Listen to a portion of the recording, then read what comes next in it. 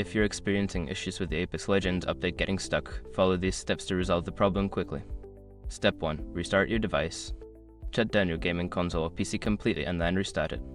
This can help clear temporary glitches that may be causing the update to freeze. Step 2. Check your internet connection. Ensure that your internet connection is stable and working properly. You can do this by running a speed test or trying to access other online services.